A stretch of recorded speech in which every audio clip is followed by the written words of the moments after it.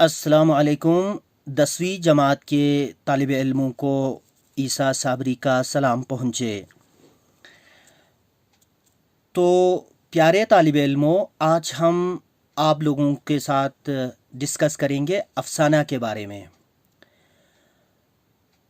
افسانہ آپ کے نصابی کتاب میں شامل ہے۔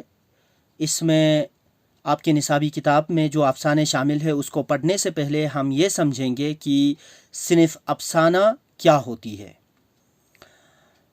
تو افسانہ ایک نثری صنف ہے، یعنی وہ پروس کا حصہ ہے، نظم نہیں ہے، پروس ہے۔ تو افسانہ نثری کہانی کو کہا جاتا ہے۔ ایک ایسی نثری کہانی ہوتی ہے جس میں کوئی ایسا واقعہ بیان ہو جس کی ابتدا ہو، ارتقا ہو اور خاتمہ ہو۔ ایک ایسی نثری کہانی جس میں کوئی ایسا واقعہ بیان ہو جس کی کوئی ابتدا ہو، ارتقا ہو اور پھر خاتمہ ہو، اور جو زندگی کی بصیرت میں اضافہ کرے اسے افسانہ کہا جاتا ہے۔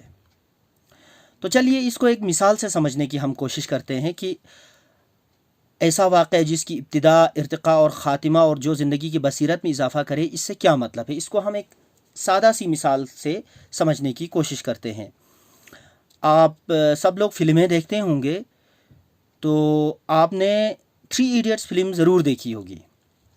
تو اگر ہم اس فلم کے بارے میں غور کریں تو آپ نے دیکھا ہوگا کہ 3 ایڈیٹ فلم کی جو کہانی ہوتی ہے وہ جب شروع ہوتی ہے تو 2 دوست ایک دوسرے کو فون کرتے ہیں کہ بھائی رینچو کا پتہ چل گیا ہے کہ وہ کہاں پر ہے۔ تو پھر وہ رینچو کو ڈھونڈنے کے لیے دونوں دوست نکلتے ہیں، اور پھر وہاں سے کہانی کی شروعات ہوتی ہے کہ رینچو انہیں کہاں ملا تھا، ان کی دوستی کیسے ہوئی تھی، کالج میں کیا کیا واقعات پیش آئے تھے۔ پھر اس میں وہ ساری چیزیں بتائی گئی ہیں جو اس فلم کو بنانے کا مقصد ہے۔ یعنی اس میں بتایا گیا ہے کہ رٹا کر کے ہم کچھ نہیں سیکھ سکتے ہیں، علم کو سیکھنا ہے تو سمجھ کر سیکھنا ہے، اس سے زندگی جو ہے، زندگی میں اس کا فائدہ ہوتا ہے۔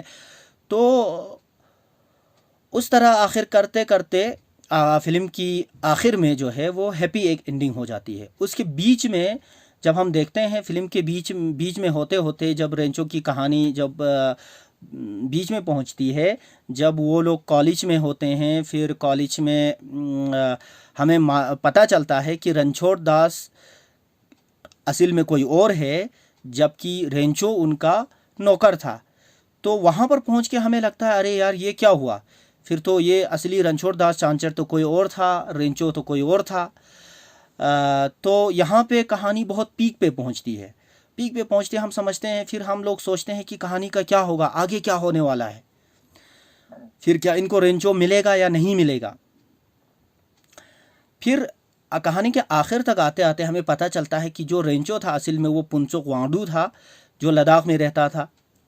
پھر آخر میں سارے دوست ملتے ہیں، پھر کہانی کی ہیپی اینڈنگ ہو جاتی ہے۔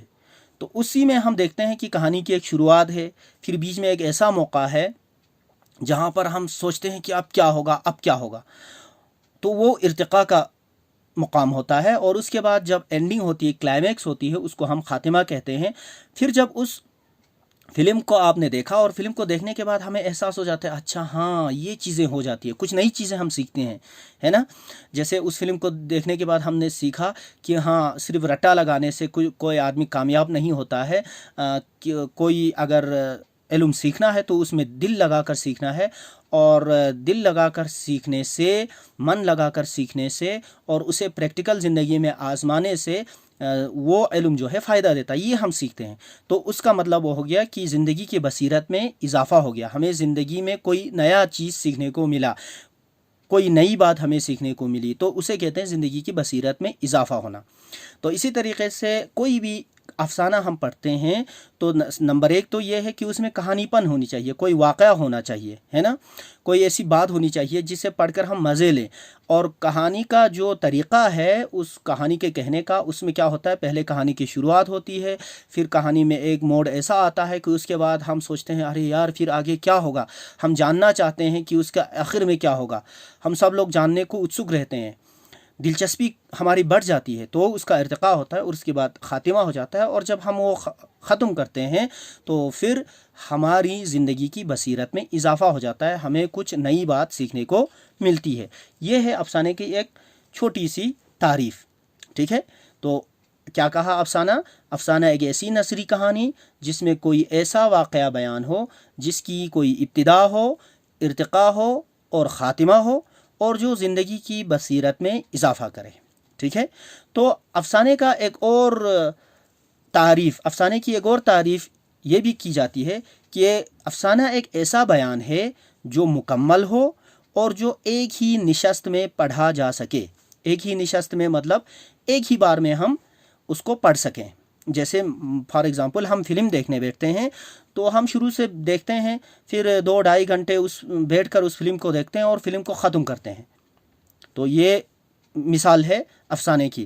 لیکن اگر ہم مان لیجئے سیریل دیکھتے ہیں، ٹی وی سیریل دیکھتے ہیں، تو وہ ایک بار میں ختم نہیں ہوتا، اس کو قسط وار، اس کو ایپیسوڈ وائز دیکھنا پڑتا ہے، تو وہ بہت لمبی ہوتی ہے، وہ ایک ہی بار میں ہم نہیں دیکھ سکتے۔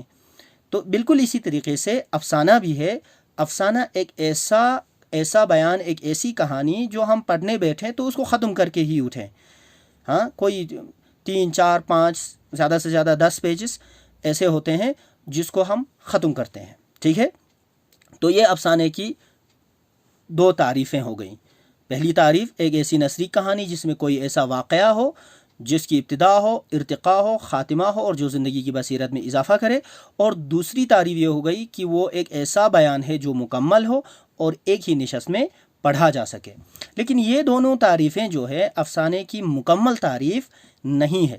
افسانے کی نئی تعریفیں بھی زمانے کے ساتھ ساتھ آ رہی ہیں، زمانے کے ساتھ ساتھ اس کی تعریف میں جو ہے تبدیلی بھی آتی رہتی ہے، ٹھیک ہے؟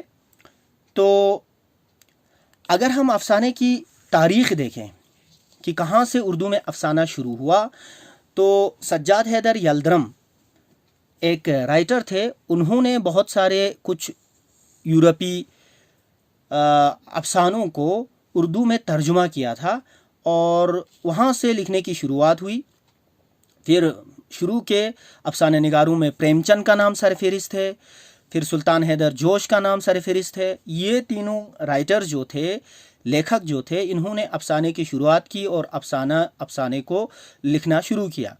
سجاد حیدر یلدرم، نیاز فتح پوری اور مجنون گورکھ پوری جنہوں نے شروعات میں یہ افسانے لکھے، ان کے افسانے زیادہ تر رومانوی افسانے ہوتے تھے۔ رومانوی مطلب رومانٹک، یعنی جس میں کوئی لو سٹوری ہو، جس میں کوئی پریم کہانی ہو، ایسی ہوتی تھی۔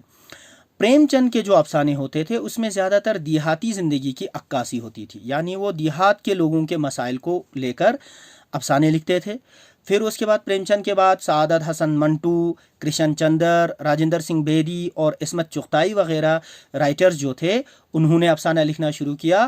تو سعادت حسن منٹو کے افسانوں میں زیادہ تر تقسیم ہندوستان اور ہندوستان کی تقسیم کے بعد کے جو حالات ہیں، جو فسادات ہیں، ان پر موضوع بنا کے انہوں نے لکھا ہے۔ کرشن چندر، راجندر سنگھ بیدی وہ عام آدمی کے مسائل کو زیادہ تر لے کر انہوں نے افسانے لکھے ہیں، اور عصمت چغتائی نے عورتوں کے مسائل کے بارے میں بہت زیادہ افسانے لکھے ہیں، ٹھیک ہے؟ تو یہ افسانے کی ایک مختصر سی اردو افسانے کی ایک مختصر سی تاریخ ہو گئی۔ اردو افسانے کی شروعات سجاد حیدر یلدرم، پریم چند، سلطان حیدر جوش وغیرہ کے ذریعے ہوا۔ سجاد حیدر یلدرم، نیاز فتح پوری، مجنون گورکھ پوری وغیرہ نے اس زمانے میں پہلے رومانوی افسانے لکھے۔ پھر پریم چند نے دیہاتی زندگی اور ان کے مسائل کو موضوع بنا کر افسانے لکھے۔ سعادت حسن منٹو، کرشن چندر، راجندر سنگھ بیدی، عصمت چغتائی وغیرہ نے تقسیم، فسادات، عام آدمی کے مسائل، عورتوں کے مسائل، شہری زندگی کے مسائل وغیرہ پر افسانے لکھے۔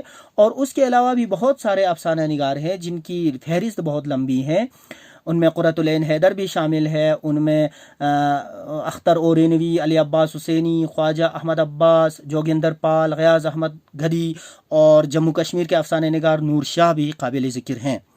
تو یہاں تک آپ لوگوں نے افسانے کے بارے میں سمجھا، تو ایک نوٹ آپ بنانے کی کوشش کیجئے افسانے کے بارے میں۔ اگلے لیسن میں ہم آپ کو افسانے پر ایک مختصر نوٹ بنا کر آپ کو دکھائیں گے۔ تو تب تک کے لیے خدا حافظ۔